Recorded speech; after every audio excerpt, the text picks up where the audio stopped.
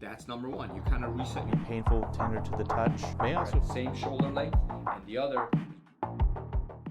Well, hi, and welcome back to another episode of the Real Health Podcast with Brandy and Amir. I am Dr. Amir Rashidian, a chiropractor, and Brandy Rashidian is my other half, partner in crime, and she's the one that causes all the trouble and the problems and says the funny things, but she's the reason we might get banned or canceled or any of that Always stuff. walking the line, The people. rebel. Yeah, she's with a cause. I'm a rebel with a cause. pretty good looking too. Oh, you're sweet. Thank you. So I did not even pay him to say that this week. Today, we have some articles we're going to go through with you. The Real Health Podcast is where we take the latest information in mainstream media about health and wellness, and we read the articles, we discuss them prior to getting on with you guys, and we try to decide what's useful to you, how you can apply it to your life, and our focus, our goal, our hope is that it'll help you feel better, get stronger, live longer, and feel younger. What more would you want from your health? I mean, Feel better, get stronger, live longer, feel younger. Pretty much encompasses it. Is there anything else they would want from their health? I don't know. If there's anything else you want from your health, why don't you put it in the comments? Because maybe there's something we're not thinking about. Maybe there's something we need to add to that list. That's right. I don't know. So we'll jump right in. This one's interesting, although Can we get the sound? I feel like we should say what our first topic is. Yeah. And it's sugar. Dun, dun, dun. Can we do that? Do you have that music, Sean? Yeah, put a little ta-da. You know, because sugar is kind of like one of those things where it has a lot of negative attributes to the body. But it also is one of those things that most people look forward to having a little bit of. Like, I don't know, sometimes I'm going to be honest, a little bit of sugar makes me kind of joyful. Is that okay to say? I had a piece of chocolate this morning. I know. It's in his food meal prep list is a chunk of dark chocolate. Who would like to have Blake as their oh, trust me, there's trade-offs because he has to work out a lot. They know Blake. Yeah, he was I know, on the podcast. You know Blake. Yes. And that's who Blake and Mark were the owners of Unrivaled Gym. They were on the podcast 3 or 4 episodes ago. Yep. And so you're getting some good results with Blake. I think so. He transferred over. Yeah. What, a couple weeks ago? This is my 4th week with Blake, coaching with Blake. Yeah. I feel like we haven't caught up in a while. Yeah. What's weird is I feel like we haven't So I'm allowed 10 grams of dark chocolate prior to my workouts. It's nice. That's 5 days a week. That's a lot of chocolate. Yeah. It's a lot of chocolate. You've been struggling to get your cardio in. Yeah, but I figured it out. I'm doing better. Yeah, I'm actually very impressed because you're using the steps. Usually at the at the gym, he has to use the stair stepping machine, and at the house, he does it without the belt. He just goes right up the steps and right back down. It's very impressive. Yeah. So if I have, like yesterday, I had 10 minutes. I still had to do. I have to do 30 minutes a day. I had 10 minutes left, so up and down the stairs. The dog stood at the top of the steps and watched me the whole time. She never sat down. She was clapping for you. She stood right where the snake was. I thought maybe she was protecting me against the snake. She was trying to overcome your PTSD. Because every time I walk up the steps now, I'm looking for the snake. I didn't even see it, and I'm walking up the steps looking for it every time. Matter of fact, I still struggle to step inside of Ramin's room. Yeah. I open the door slowly. I look around. I'm like... Poor kid stepped on that snake. I can't even think about it. What's funny is it was caught under the door, so he couldn't bite him. So he stepped on the tail of the snake, but the head of it was under the door, and he couldn't.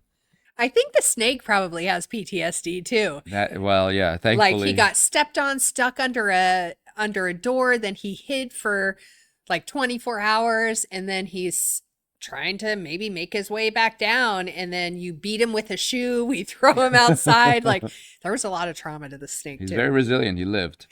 He lived. He must not be eating much sugar. But listen, this article, getting back to the article, is I don't think the results are going to be shocking to anybody. It's just interesting. So that Well, I this think is it's something to keep in mind because vast majority of people do not track their macros, right? yeah. Vast majority of people have no idea how many carbs they're taking in a given day, how much protein they're taking in. They know whether they're full or hungry, right? They know whether they're satiated.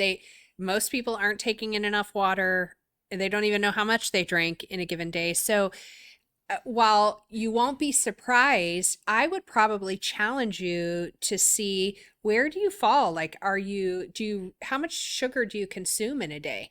Like, if you just took like 3 or 4 days to actually track that, you can do so with like MyFitnessPal. There's a lot of free apps that you can use to actually track that. But I would probably challenge you to track it for a couple days and see really where you are. You might be surprised.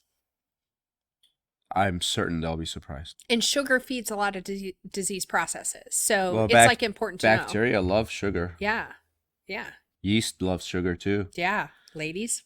I mean, urinary tract infections, upper respiratory tract infections. Yeah. Like if you're sick or you have like something that's onset, like one dietary thing you can do that will yield results for you is pulling sugar from your diet. Like, unless you're fevering and then you need some, to keep the Pull energy and sugar stuff. and but add sleep. There you go. That right there, that's cures a whole lot of stuff. It's huge. So Okay. this is from Science Daily. Title of the article: Restricting sugar consumption in utero and in early childhood significantly reduces risk of midlife chronic disease, study finds. So if you're in your midlife, unfortunately, this is too late for you. But for He's kidding. for your kids and grandchildren, this will save them from midlife diseases. It's never too late for any of us people. No, of course. So it says a low sugar diet in utero and in the first 2 years of life can meaningfully reduce the risk of chronic diseases in adulthood, a new study has found, providing compelling new evidence of the lifelong health effects of early life sugar consumption. So this was published in Science. So Science Daily is reporting on an article that was published in Science. The study finds that children who experienced sugar restrictions during their first 1,000 days after conception had up to 35% lower risk of developing type 2 diabetes and as much as 20% less risk of hypertension as adults. Low sugar intake by the mother prior to birth was enough to lower risks, but continued sugar restriction after birth increased the benefits. Taking advantage of an unintended natural experiment from World War II, researchers at the USC Dornsife College of Letters, Arts and Sciences, McGill University in Montreal, and the University of California, Berkeley examined how sugar rationing during the war influenced long-term health outcomes. The United Kingdom introduced limits on sugar distribution in 1942 as part of a wartime food rationing program. Rationing ended in September of 1953. When I lived in Iran during the Iran-Iraq War, Right.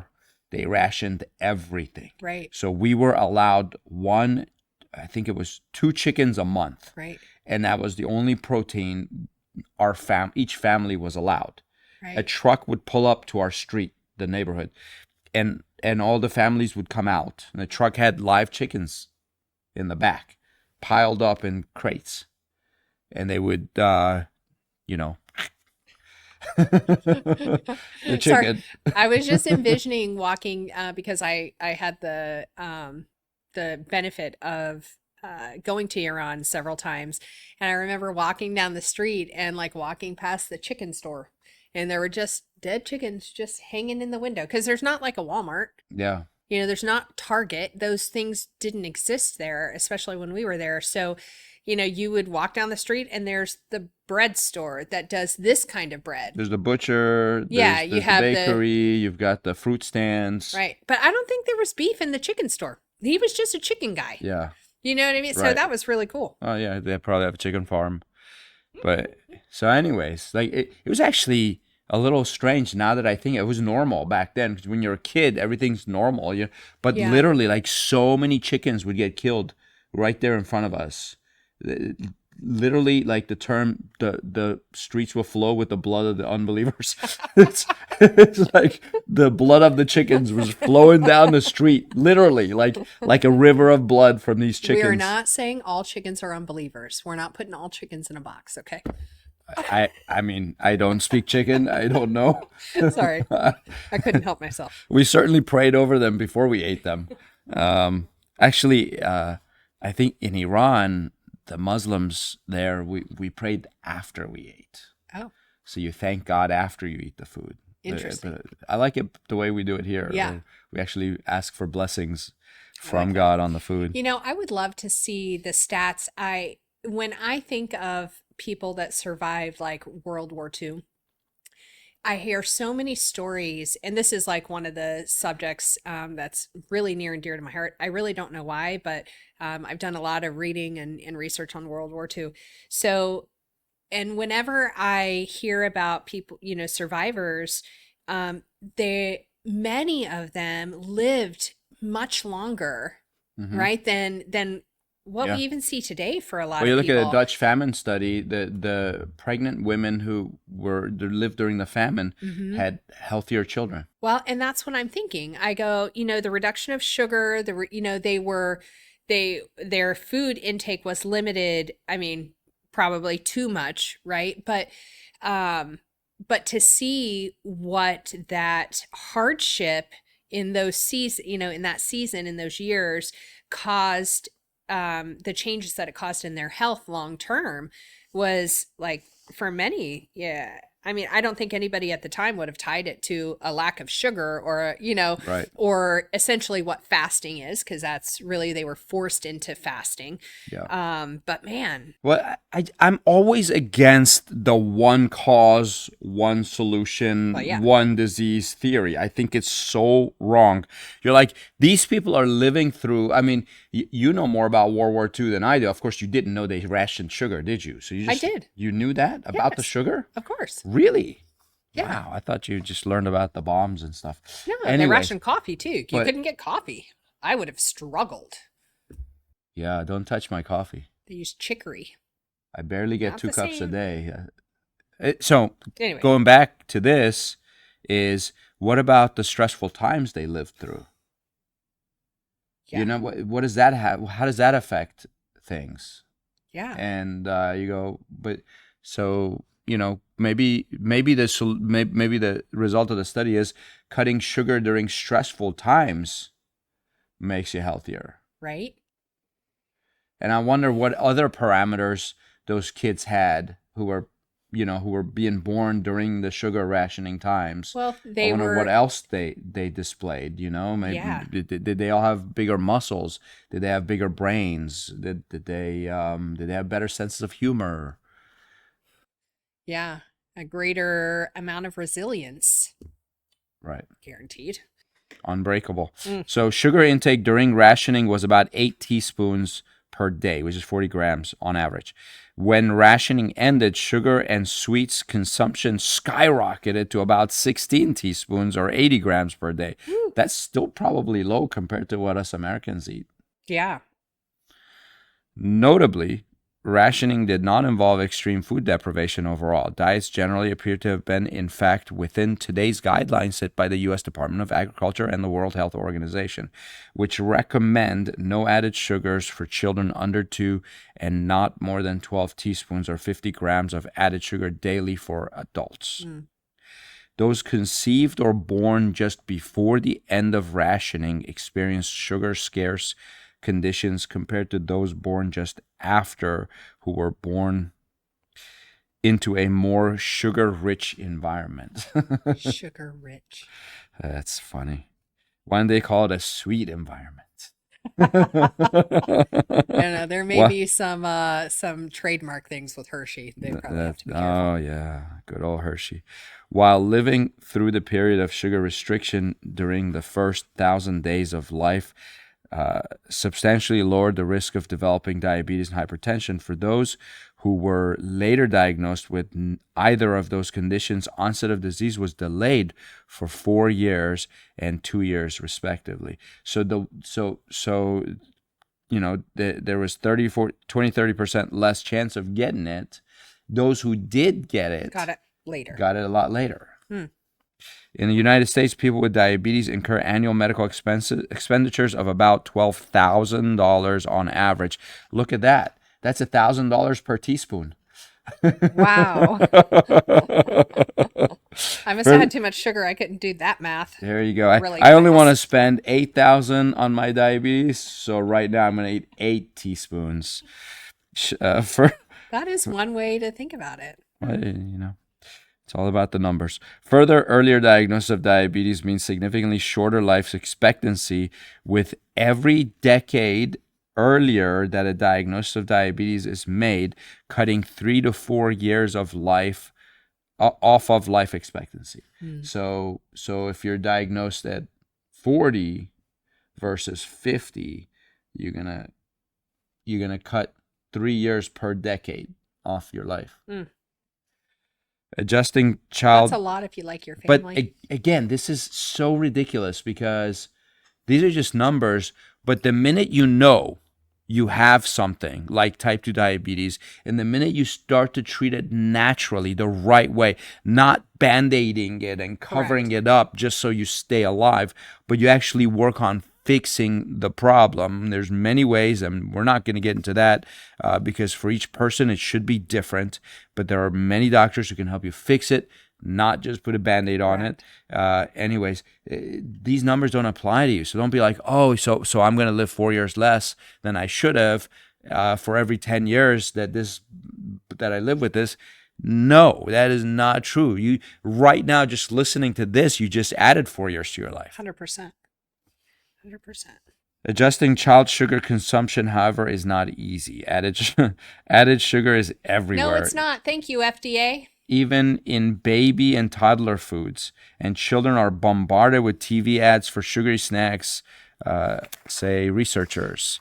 Well, and what I am expecting is that now we are getting ready to have somebody in our corner. We are getting ready to have RFK join the scene. Junior, yep. When it comes to food and, chemicals. And for once, we're going to have somebody saying, really, it's not about the air, guys. I know some of you want to clean the air, and I applaud you. I think we need to start with our soil. Like, our soil is so important. Our food is so important. We need to go and talk with some of those big food manufacturers and tell them enough is enough. And now we have, hopefully, a grouping of individuals that will stand behind people like Vani Hari, who will go, that's exactly what needs to change. So I'm looking forward to the food babe. The food babe. I really like her. So I like her a lot. She's got some great content. So absolutely. Sean. Let's everybody support her. But I am feeling optimistic about that. And it's one of the things I keep hearing is promises made, promises kept. Yep. So let's see. Yep. I'm excited. What comes about. It'll benefit our kids. Reducing added sugar early in life is a powerful step toward improving children's health over their lifetime. This co-author here said sugar early in life is the new tobacco, and we should treat it as such by holding food companies accountable to reformulate baby foods with healthier options and regulate the marketing and tax sugary foods targeted at kids. They're going to do more studies on sugar, not just about type 2 diabetes and hypertension, but also they're going to look at how it affects education, how it affects your wealth, chronic inflammation, cognitive function, and dementia. I mean, that's huge. Let's just point that out one more time. Exploring how early life sugar restrictions affected a broader set of economic and health outcomes later in later adulthood, including education, including wealth, including chronic inflammation, cognitive function, dementia. That's huge, people. Those are like big ticket items. So The wealth is obvious. I just told you it's $1,000 per teaspoon per day. Right. Gosh. Ah, All right, another one. Our favorite three-letter word, not cat, not poo. FDA. That's them. This is from NBC News. FDA proposes ending use of decongestant found in many cold allergy medicines. An extensive review determined that the ingredient oral phenylphrine, is that right? Phenylephrine, there you go. Phenylephrine doesn't actually relieve nasal congestion. After a It's different. 40-year study. Sorry. Oh, you're going to be shocked because that's exactly it. These people have known for a long time. We're not surprised. Watch- This is the same group that chooses like hundreds of chemicals that they deem usually safe and effective, and they put it under the natural heading. Right. So Here, look at this. It says, it comes more than a year after advisors to the FDA unanimously reached the same conclusion. So over a year ago, what, like I've said this, how many times on our podcast have I said this? Why does the FDA have advisory committees when they don't listen to them? correct. Why So am I paying as a taxpayer Exactly. for an advisory board that you put together that unanimously tells you something which you could make effective immediately, and you choose not to? Let's answer that. Would somebody from the FDA please answer that? You can do it in the comments, because it's ludicrous to me that we are continuing to do things that are unsafe and unhealthy. In fact, come on the show. Yeah, Just love it. Come sit right with us and let's find out why you guys ignore the people you pay to give you advice. Actually, that we pay We pay. to give you advice. The FDA said the proposed order is not based on safety concerns and not final yet.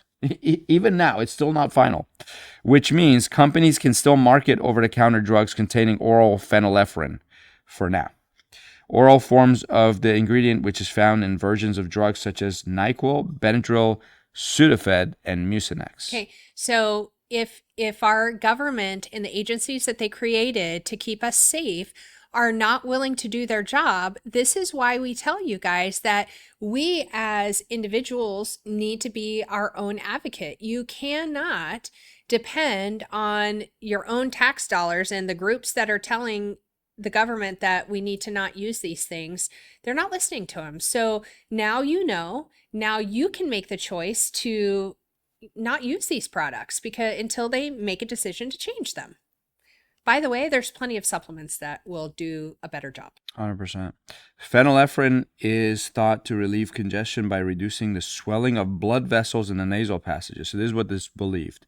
Without oral phenylephrine on the market, patients will likely scramble to seek out spray versions of the drug or other medications with different ingredients. The FDA could specifically revoke the drugs over-the-counter designation as generally recognized as safe and effective.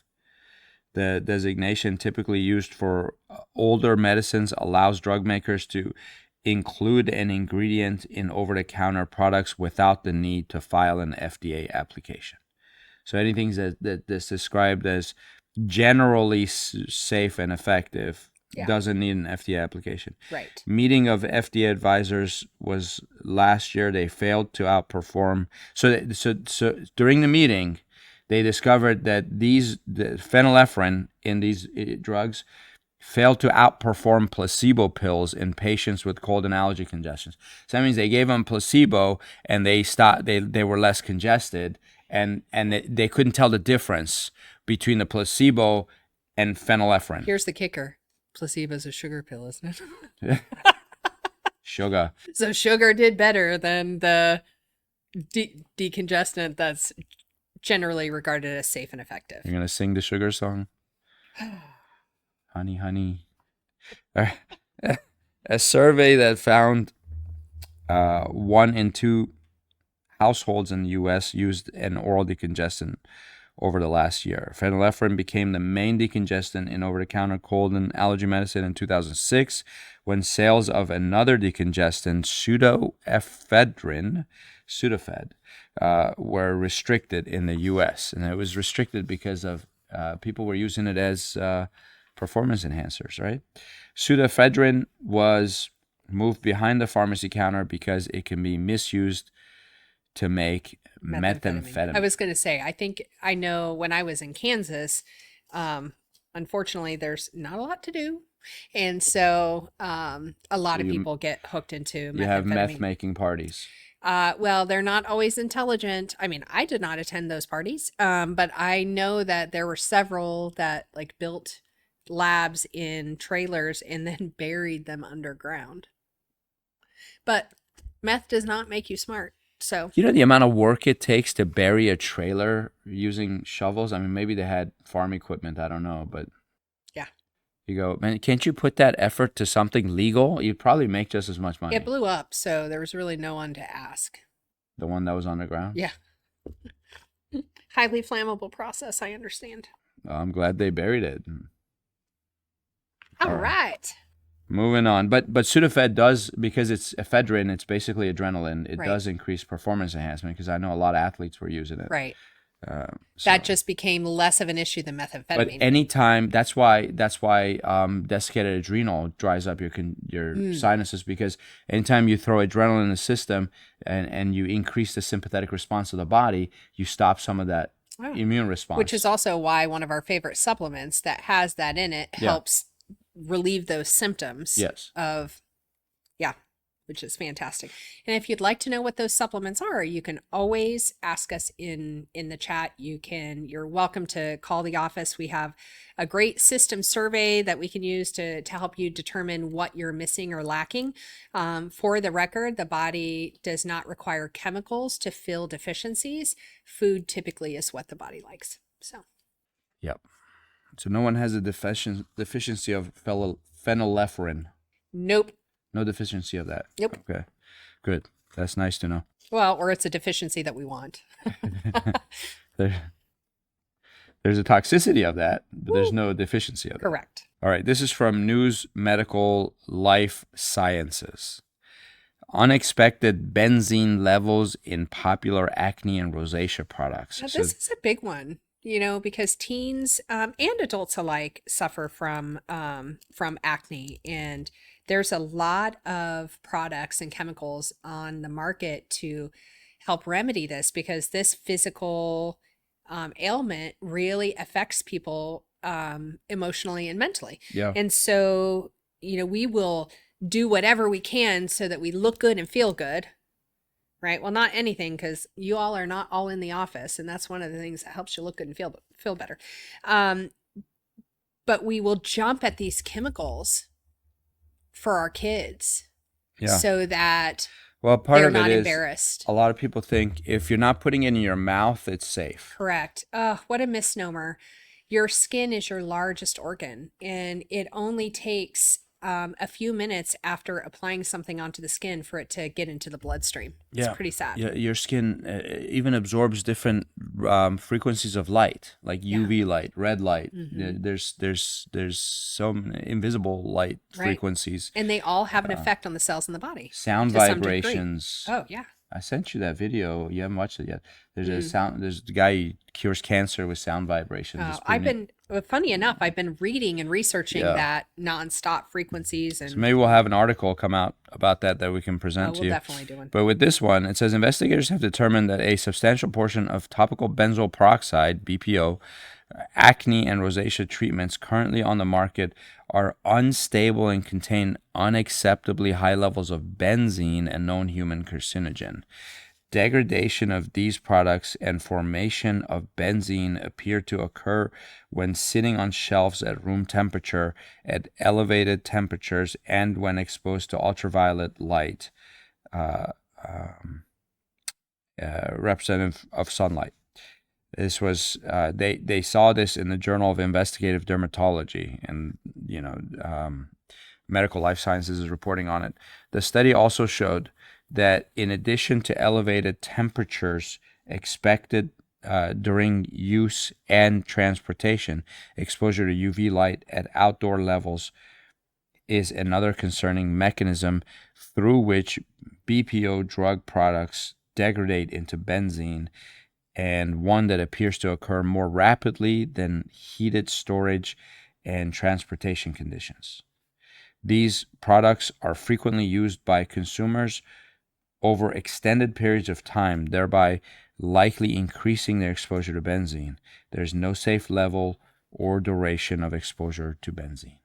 So basically, anything that has benzoyl peroxide in it, when it sits on the shelf, it starts to convert to benzene, Okay. which is a toxic carcinogen. Gotcha. It's not good. I think benzene is in gasoline also. I remember as a chem major, I remember the chemical formula of it. So, Department of Dermatology at Yale University said the potential degradation of BPO to benzene has been a topic of concern in dermatology. Our research demonstrates that BPO products can generate benzene at typical room and store shelf temperatures, while cold storage significantly reduces this formation. So if you have products with benzoyl peroxide in it for acne, I guess you should refrigerate it. But the problem is a lot of that happens in the transportation. Correct. And the storage prior to sale. Right. So are we now expecting all of our dermatologists to start having cold storage to store all of these products that they're... Well, I mean, most of this stuff is over the counter or people order them. Like the one I order regularly. Yeah. That's benzoyl peroxide. Right. The findings suggest a need to recommend refrigeration of BPO products throughout the supply chain from manufacturing to patient use to limit benzene exposure.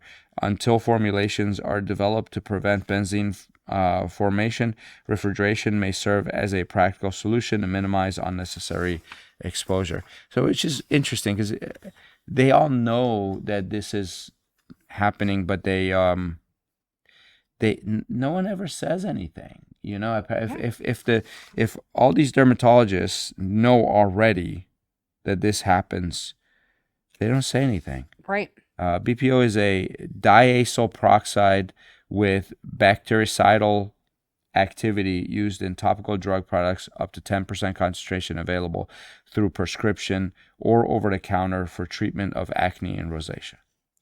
The discovery of benzene formation in benzoyl peroxide acne treatment presents a potentially serious public health risk.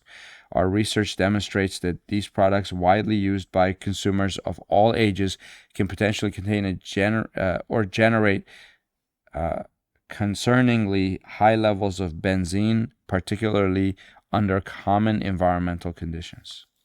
BPO products for acne are now the newest addition to a growing list of products that have been recalled or raise safety concerns, joining formaldehyde-releasing hair care products, benzene-contaminated deodorants, and phthalates in shampoos. All detrimental. There you go. So what do they do if they have acne and they want to use the benzoyl peroxide, or their dermatologist says to use it? I don't know. They didn't give any thoughts and recommendations, and I don't know if you can test for it. It doesn't seem like there's a consumer test opportunity. Now, I've been using Defense wipes, and that's all.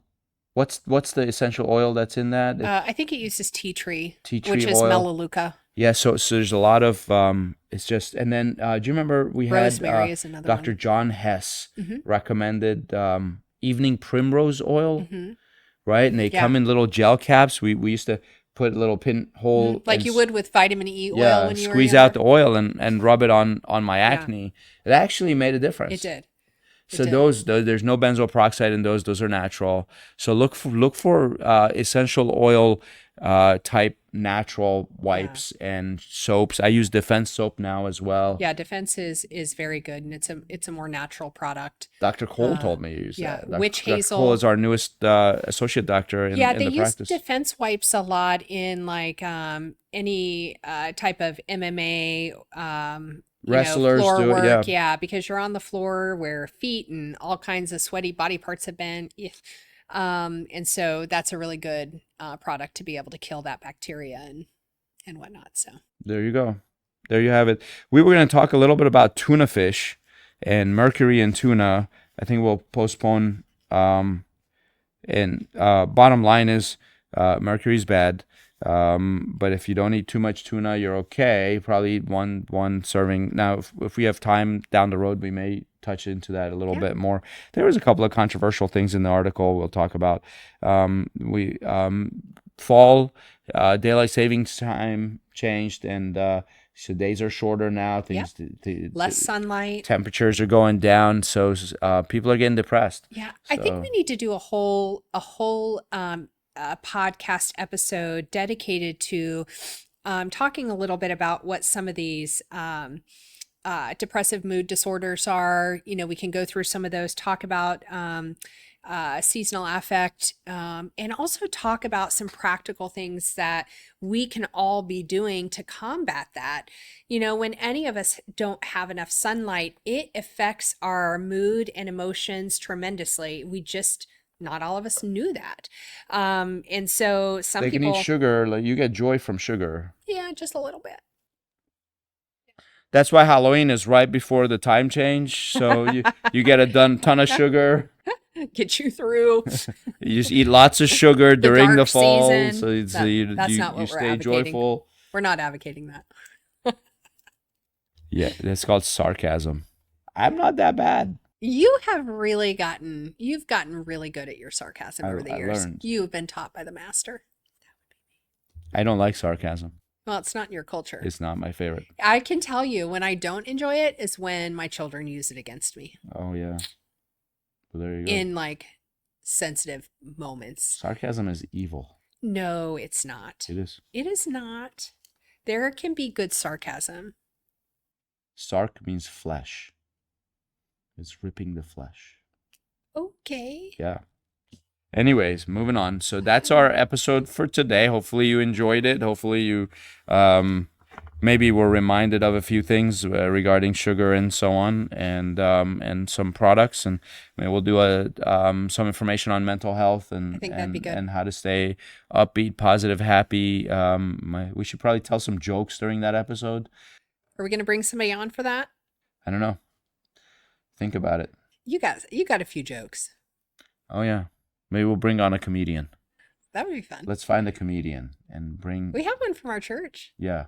All right. She's funny. We'll see if we can bring a comedian to tell jokes while we talk about mental health. And until then, take care. God bless you. Thank you so much for watching. Yeah. And we'll see you soon. See you next time.